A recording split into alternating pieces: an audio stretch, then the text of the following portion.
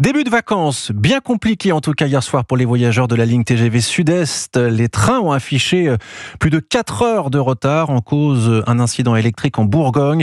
Les TGV ont dû emprunter la voie classique, divisant leur vitesse par 2 et provoquant un embouteillage.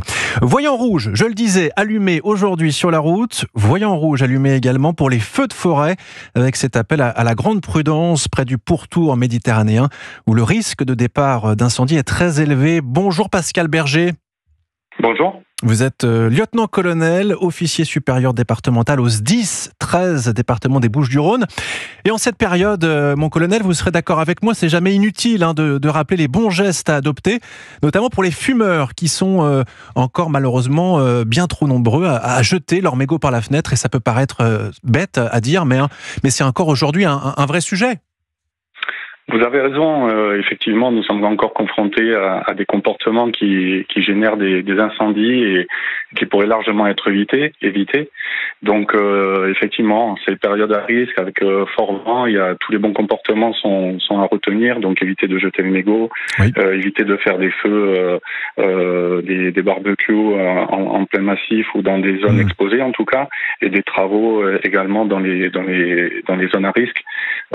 Donc, c'est important d'être vigilant par rapport à ça, car nous sommes régulièrement confrontés à des départs de feu qui sont ensuite difficiles à maîtriser. Vous parlez de ces barbecues, on appelle ça en fait des barbecues un peu sauvages, où les gens en balade, en montagne, à la tombée de la nuit, ont envie de faire un feu, et parfois ils ne se rendent pas compte en fait de la gravité de ces actes.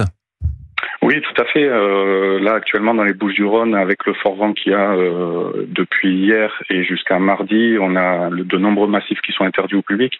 Sur les 25 massifs du département, il y en a 23 qui sont interdits au public. Et malgré tout, il y a toujours des imprudents qui n'ont pas conscience de leurs gestes et surtout des conséquences pour l'environnement et les biens lorsque des sinistres touchent des zones périurbaines avec parfois des maisons menacées. Ce qui rend compliqué l'action des secours. On a déjà eu, mon colonel, plusieurs incendies depuis le début de l'été. Alors pour éviter un drame en cette fin juillet et plus largement sur le mois d'août qui arrive maintenant à grands pas, quels sont les dispositifs qui sont mis en place justement pour alerter la population ? Alors pour alerter les populations, il y a déjà les médias par votre intermédiaire. Oui, bien sûr. Ensuite, effectivement, il y a de nombreuses patrouilles sur le terrain. Donc, au-delà des dispositifs préventifs que constituent les sapeurs-pompiers, avec 400 sapeurs-pompiers sur le terrain, en plus des 500 sapeurs-pompiers qui sont de garde dans les casernes, qui sont sur le terrain pour rapidement intervenir et pour éventuellement faire de la prévention. On est appuyé par les forestiers sapeurs du département, qui aussi patrouillent, et les comités communaux feux de forêt également, qui sont sur le terrain et qui nous permettent à la fois de faire de la prévention et ensuite de faire de la lutte dès le moindre départ de feu. Eh bien, le message est passé sur Europe 1. Merci beaucoup Pascal Berger. Je rappelle que vous êtes lieutenant-colonel, officier supérieur départemental au SDIS 13.